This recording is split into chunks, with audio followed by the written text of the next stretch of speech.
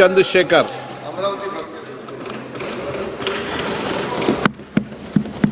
आपकी लोकसभा भी अमरावती है ना? ये लोकसभा अमरावती है.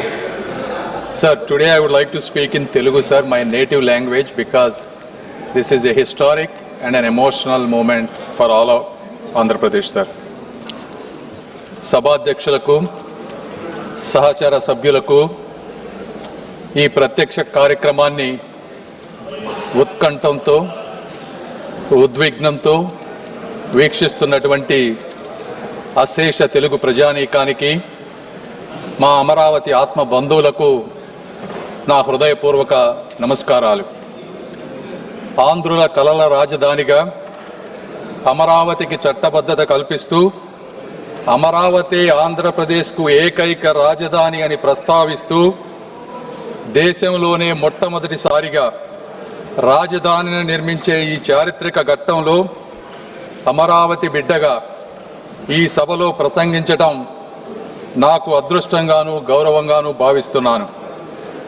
ముందుగా తరతరాలుగా సాగు చేస్తున్న భూమిని రాజధాని నిర్మాణం కోసం త్యాగం చేసిన రైతన్నలకు వందలాది రోజుల దీక్షతో శాంతియుత ఉద్యమం చేసిన మహిళామ తల్లులకు హృదయపూర్వక కృతజ్ఞతలు తెలియజేస్తా ఉన్నాను. సార్, కృష్ణానది ఒడ్డున ఆంధ్రప్రదేశ్ నడిబొడ్డున ఉత్తర దక్షిణ ప్రాంతాలకు సమాన దూరంలో 3000 సంవత్సరాల నాగరికతకు నిదర్శనం ఈ అమరావతి. శాతవాహనుల సామ్రాజ్యానికి సాక్ష్యం ఈ అమరావతి. సంస్కృతి, శాంతి, విజ్ఞానానికి యుగయుగాల నిలయం ఈ అమరావతి. బౌద్ధ స్తూపాలు, శిల్పాలు, శాసనాలతో విరాజిల్లినటువంటి పవిత్ర భూమి ఈ అమరావతి. అలాంటి అద్భుతమైన ప్రాంతాన్ని ఒక్క రూపాయి ఖర్చు లేకుండా ప్రపంచంలో ఎక్కడా జరగని విధంగా ఎవరిని నొప్పించకుండా ఎవరిని కదిలించకుండా 60 రోజులలో 29,000 రైతుల స్వచ్ఛంద భాగస్వామ్యంతో 34,000 ఎకరాల భూమిని సేకరించి అమరావతి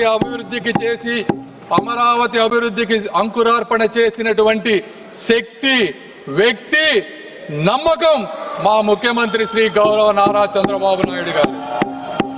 సార్, ఈ నమ్మకం ఒక్క రోజుతో వచ్చినటువంటి నమ్మకం కాదు.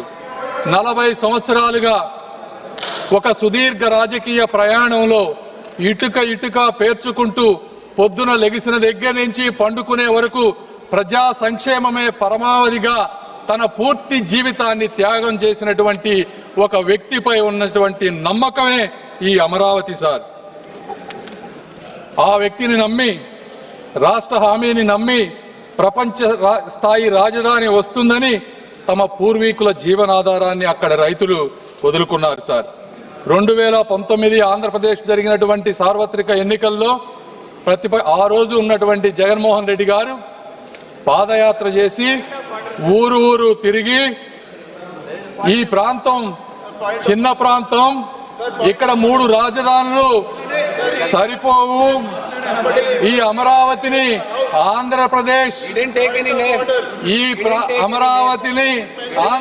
లో ఇంకా అద్భుతంగా ముందుకు తీసుకువెళ్తానని చెప్పి అధికారంలోకి వచ్చారు. సార్, అయితే అలాంటి మహాయజ్ఞాన్ని అధికారంలోకి వచ్చిన తరువాత అధికార వికేంద్రీకరణ పేరుతో 3 ముక్కల రాజధాని అనే పేరుతో ప్రజలను మభ్యపెట్టి 5 సంవత్సరాల అమూల్యమైనటువంటి కాలాన్ని ఆంధ్ర ప్రజల భవిష్యత్తుని కూడా వృధా చేశారు. సార్, 3 ప్రాంతాల మధ్య చిచ్చు పెట్టారు. సార్, నేను ఇక్కడ చాలా బాధతో కొన్ని విషయాలు చెప్పాలనుకుంటా ఉన్నాను. ఇది రాజకీయ విమర్శ కాదు. సార్, 29,000 మంది రైతులకు జరిగినటువంటి అన్యాయం, అవమానం గురించి మాట్లాడాలి. సార్, ఆ రైతులని పెయిడ్ ఆర్టిస్టులని పిలిచారు. సార్, ఈ సభలో ప్రస్తావించలేని వ్యాఖ్యలతో మహిళలను ఇబ్బందులకు గురి చేశారు. వారిని చూసి నవ్వారు. అమరావతిని మర్చిపోమ్మన్నారు.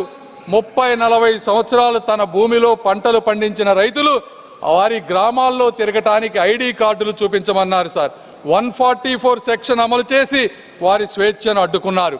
సార్, ఈ బాధ ఇక్కడితో ఆగలేదు.